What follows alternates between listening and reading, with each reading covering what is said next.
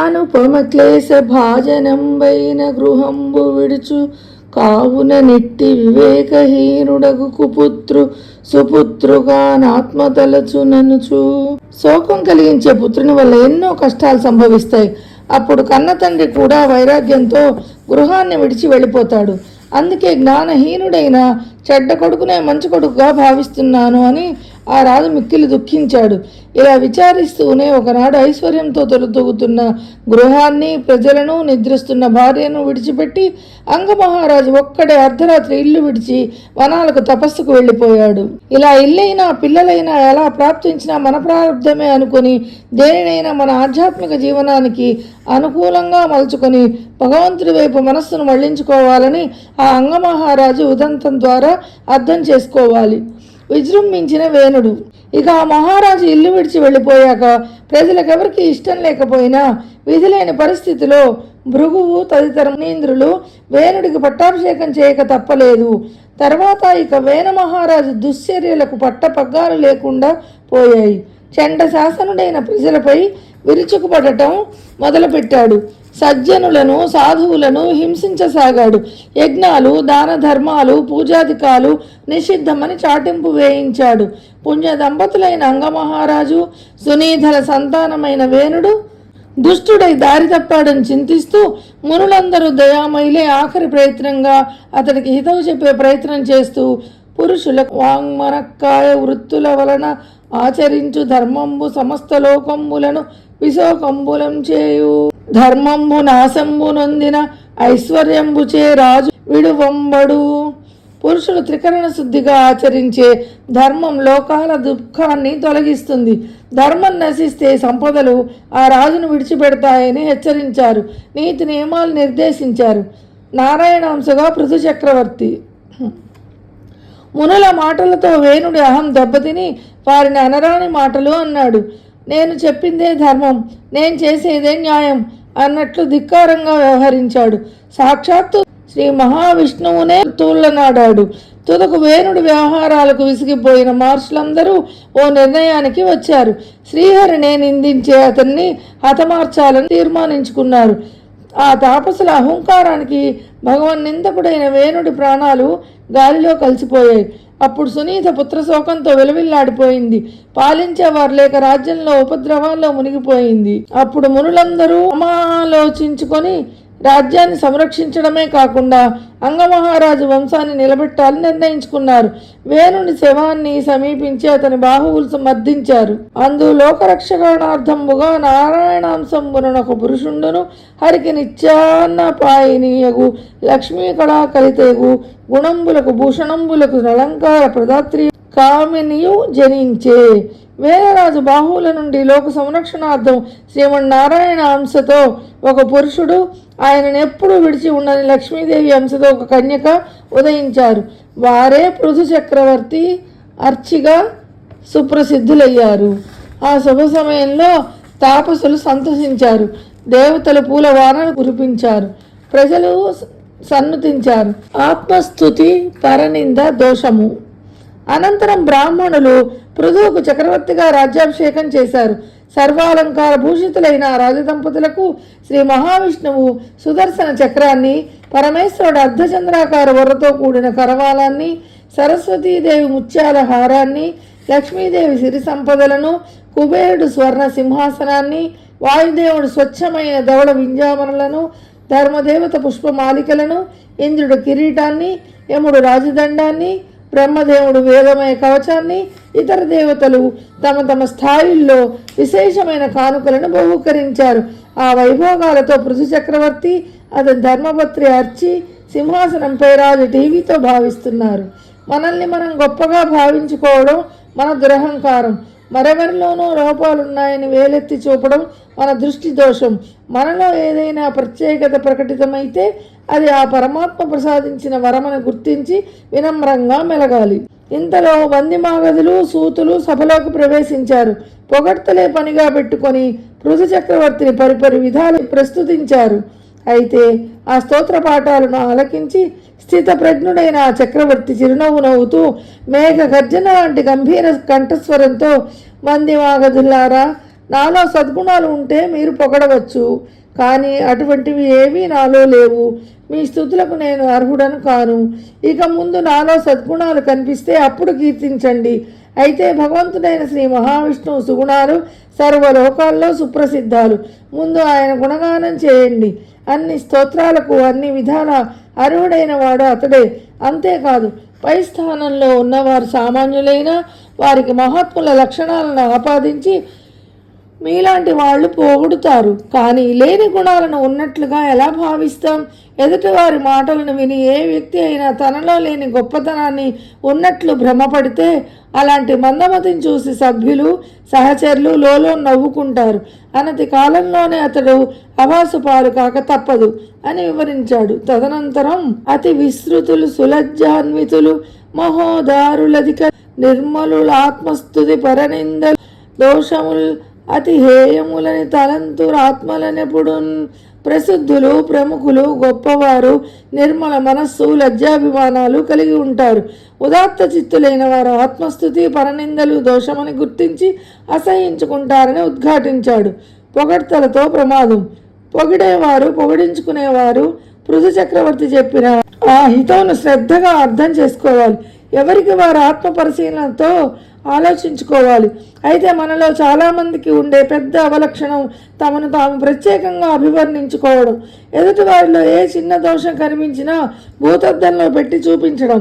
ఇతరులలో దోషాలు కనుగొనడం సులభం, కానీ తన దోషాల్ని తాను తెలుసుకోవడం చాలా కష్టం. ఎదుటివారి తప్పులు వేలెత్తి చూపించేవారు తమ తప్పులు ఇతరులకు తెలియకుండా జాగ్రత్త పడతారు. ఇతరుల తప్పులను 10 మందికి చెప్పేవారు తమ తప్పులను ఎవరైనా ఎత్తి చూపిస్తే సహించలేక కోపంతో ఉద్రేకపడతారు. అయితే ఏ రంగంలోనైనా అప్పుడప్పుడే ఎదుగుతున్నవారు అత్యున్నత స్థానాల్లో ఉన్నవారితో సహా అభివృద్ధిలోకి రావాల్సిన వారు ఎవరైనా ఈ దుర్గుణం దరిచేరకుండా చూసుకోవాలి. ముఖ్యంగా ఎదుటివారు మనల్ని ఆకాశానికి ఎత్తేస్తున్న సమయంలో మనం పొంగిపోకుండా నేల మీద నిలబడటానికే ప్రయత్నించాలి. అందుకే పొగడ్త అనేది చెవిటివానికి కూడా వినికిడి శక్తినిస్తుంది. విమర్శ అనేది మాటరాని వ్యక్తికి కూడా మాట్లాడించేలా చేస్తుంది అంటారు సరదాగా ఓ హాస్య రచయిత. ఇలాంటి వారిని ఉద్దేశించే కాబోలు పృథు చక్రవర్తి రూపంలో భగవంతుడు అతి విస్తృతులు సులజ్జాన్వితులు అన్నది నుతింపతగదు. తమ పూర్వ వైభవాన్ని గుర్తు చేయడానికి తాము ఉదాసీనతలో పడిపోకుండా ఉత్సాహపరచడానికి రాజులు ఆనాడు వంద్యమాగదులను నియమించుకునేవారు. వృత్తిలో భాగంగా వారు ఆయా బాధ్యతలకు న్యాయం చేస్తూ అధినేతలను ఆహ్లాదపరుస్తూ ఉండేవారు. అయితే చాలామంది రాజుల విషయంలో అది పరిమితులను దాటిపోయింది. ప్రశంసల స్థానంలో పొగడ్తలు మొదలయ్యాయి. అది వారి అహంకారానికి ఆజ్యం పోసేలా తయారైంది. ఈ వికృత పరిణామాన్ని ముందే ఊహించిన పృథు చక్రవర్తి వంది జనంబులు లోకములందు న విదిత వరకర్ములకు భూపతులన్ అందించుటవశ్యమైనంతగదు నుతింప శిశు జనంబుల పగిదిన్. ఉత్తమ కార్యాలు ఏమీ చేయకపోయినా లోకంలో రాజులను స్తుతిపాఠకులు స్తుతిస్తూనే ఉంటారు, అంటే పొగుడుతూనే ఉంటారు. అయినా మరీ పసిపిల్లల వలె స్తోత్రం చేయడం మంచి పని కాదు అని హెచ్చరించారు. ఆ హితవుతో వందిమాగదులు వారి పరిధిలో వారు ఉంటూ ఆయన అనుసరిస్తూ ఉండేవారు. ఇలా చక్రవర్తి సంయమనంతో సమర్థంగా పరిపాలన కొనసాగించారు. స్వమాత్ర పోషకులు శిక్షార్హులు. జనరంజకంగా పరిపాలిస్తున్న రాజ్యాధినేతలు ప్రజలు ఓ సందర్భంలో దీనావస్థలో ఆశ్రయించారు. సారహీనమైన భూమి నుండి పంటలు పండక తత్ఫలితంగా అన్నం లభించకపోవడం చేత ఆకలి బాధతో కృషించిపోతున్నామని ఆవేదన వ్యక్తం చేశారు. అదే బాధతో రాజా, చెట్టు త్వరలో పుట్టిన అగ్ని చేత దహింపబడే చెట్లలో మేము ఆకలి బాధతో మలమల మాడిపోతున్నామని కన్నీటి పర్యంతమై శరణ వరస్సుడవగు నేను శరణము వేడెదము మాకు సత్కృప నన్నంబరసి కృప చేసి ప్రోము నరనాయక, నీవే మాకు దిక్కు, శరణాగతులకు శరణ్యుడమైన నిన్ను శరణ వేడుకుంటున్నాం. ధరణీనాథ, దయతో మాకు అన్నం పెట్టి రక్షించు అని ప్రజలు ఆ ప్రభువు కాళ్లపై పడ్డారు. అప్పుడు తన ప్రజానీకం కష్ట నష్టాలు చూసి ఒక్కసారిగా ఆ పృథు మహారాజు హృదయం కరిగిపోయింది. వెంబడించిన వేనపుత్రుడు ప్రజల మొరవిన్న ఆ వేనపుత్రుడు భూదేవిపై కోపంతో రౌద్రమూర్తి బాణాన్ని ఎక్కుపెట్టాడు. వెంట బాణం తొడిగిన పృథు మహారాజును చూసి పుడమి గోరూపం ధరించి గజగజ వణుకుతూ వేటగాన్ని చూసి అడవిలో పరిగెత్తే లేడిలా పరిగెత్తసాగింది. అయినా ఎర్రబడిన కన్నులతో పృథువు గోరూపిణి అయిన భూమిని రథంపై వెంబడించాడు. అప్పుడు ధరిత్రి దీనవదనంతో, రాజా, నీవు ధర్మాత్ముడివి, ఆపదలో ఉన్న వాళ్ళని ఆదుకునేవాడవు, అలాంటి నువ్వే మాపై కన్నెర్ర చేస్తావా అని పలికింది. బదులుగా పృథు మహారాజు, ఓ వసుంధర, నీవు నా నియమాన్ని అతిక్రమిస్తున్నావు. యజ్ఞాలలో ఆవిర్భాగాలను అందుకుంటున్నావే కానీ దానికి ప్రతిగా ధాన్యం తదితరమైన వాటిని పెంపొందించకుండా ఉన్నావు. గోరూపం ధరించి తృణభక్షణం చేస్తూ పాలు ఇవ్వకుండా నీలోనే దాచి ఉంచుకున్నావు. పూర్వం బ్రహ్మదేవుడు నీలో సృజించిన ఔషధీ బీజాలను నీ దేహం అందే అణచిపెట్టుకుని వెలుపలకు రానియకుండా ఉన్నావంటూ ఎవ్వరేని భూతదయలేక సుమాత్ర పోషకులగుచు నిరనుక్రోశమ్ముగ భూతద్రోహులై వర్తింతురు, వారిని రాజులు వధించినన్ వధంబుగాదు. భూతదయ లేకుండా తమ పొట్టను మాత్రమే నింపుకొనే ఎవ్వరినైనా సరే రాజులు సంహరించినా అది సంహరించినట్లు కాదని స్పష్టం చేశాడు. భగవదంశతో జనించిన పృథువు మాటలు ఆ పుడమికే కాకుండా పరోక్షంగా మనందరికీ వర్తిస్తాయి. తమకున్నది తాము సంపాదించింది నలుగురితో పంచుకోకుండా నా చిన్ని పొట్టకు శ్రీరామరక్ష అనుకుంటూ తమ సుఖమే తాము చూసుకునేవారు పాపపు జీవులు. వారికి ఎలాంటి శిక్ష వేసినా దోషం లేదు. అందుకే స్వామి వివేకానంద కూడా ఏ రంగంలో ఉన్నత స్థానాన్ని చేరుకున్న వ్యక్తి అయినా ఈ సమాజం నుండి ప్రత్యక్షంగానో పరోక్షంగానో సహాయాన్ని పొందినవాడే. ఇలా సాటి ప్రజల చేయూతతో పైకి ఎదిగి అందుకు కృతజ్ఞతగా ఏమీ చేయని వారు ద్రోహులు. పేదవారిని పీడించి పిప్పి చేసి వారి నుండి సొమ్మును సంగ్రహించి భోగాలను అనుభవించే సంపన్నులు నేను నీచులను అంటాను అని తీవ్రంగా వ్యాఖ్యానించారు. అయితే నేటికి సంఘంలో పెద్ద పెద్ద పారిశ్రామికవేత్తలుగా శ్రీమంతులుగా ఎదిగిన తమ మూలాలను మర్చిపోకుండా ఉదారంగా సమాజ సేవ చేస్తున్న సౌజన్యమూర్తులు కూడా ఎందరో ఉన్నారు. ధరణి దీనాలాపన. పృథు మహారాజు ఆవేశాన్ని అర్థం చేసుకున్న గోరూపధారిణి అయిన ధరణి ఒక్కసారి తన బాధను వాదనను కూడా ఆయనకు వినిపించింది. మనజేంద్ర, భగవంతుడమైన నీవు నన్ను సకల ప్రాణికోటికి ఆధారంగా పూర్వం సృజించావు. అందువల్లే నేను నానా విధాలైన ప్రాణికోటిని భరిస్తున్నాను. అలా ప్రాణం పోసిన నీవే ఆయుధం ఎత్తి నన్ను అంతం చేయడానికి పూనుకున్నావు. ఓ కరుణామూర్తి, ఇక నేను ఎవరిని శరణ వేడుకోగలను అని బాధపడుతూ జల రుహగర్భు చేతమును చాలా సృజింపబడ్డ యోషధుల్ కలుషమతిన్ ధృతవ్రతులు గాని సజ్జన ఉద్యమానమై వెలయుట జూచి ఏ నృపతి వీరులు మాన్పమి చోర బాధలం వలుమరు పొంది ఏన పరిపాలితనై కృషించి వెండియున్. పూర్వం బ్రహ్మదేవుడు పెక్కు ఔషధులను సృష్టించాడు. అయితే వాటిని కలుషాత్ములు నియమ భ్రష్టులు అయిన దుష్టులు భుజించారు. రాజులు అది చూసి కూడా వారిని అడ్డగించలేదు. అందుచేత నేను పెక్కుసార్లు దొంగల బాధకు గురే రక్షణ లేని దాననే కృంగి కృషించిపోయానని భూమాత గోమాత రూపంలో విలపించిందట. సమస్త జీవజాలం మనుగడకు ప్రధానమైన భూమిని పరిరక్షించుకోవాల్సిన ఆవశ్యకతను ఆ గోమాత ఆవేదనతో మనం అర్థం చేసుకోవాలి. నేటికి మనము భూమాతను అలాగే కలుషితం చేస్తున్నాం. అందరము కలిసి భూమిపై ప్రకృతి సమతౌల్యతకు భంగం కలిగిస్తున్నాం. మన స్వార్థ ప్రయోజనాల కోసం నేలను ఇష్టారాజ్యంగా వినియోగించుకుంటున్నాం. అందుకే మన మహర్షులు పుడమిని అత్యంత పవిత్రంగా పరిగణిస్తూ విష్ణు పత్ని నమస్తుభ్యం పాదాహతిం క్షమస్వమే, అమ్మా నువ్వు మా అమ్మవు, నిన్ను కాలితో తన్నాను, నన్ను క్షమించి రక్షింపమని ప్రార్థించారు. అదే గౌరవంతో పరిరక్షించుకున్నారు. నేడు మనకు నేల తల్లి అంటే లెక్కలేదు. ఆమె నుంచి మనం అన్ని వనరులను ఉపయోగించుకుంటూ ఆ భూమి నుంచి ఎన్నో లబ్ధి పొందుతూ ఆ నేలను మాత్రం అచేతనమైన పదార్థంగా భావిస్తున్నాం.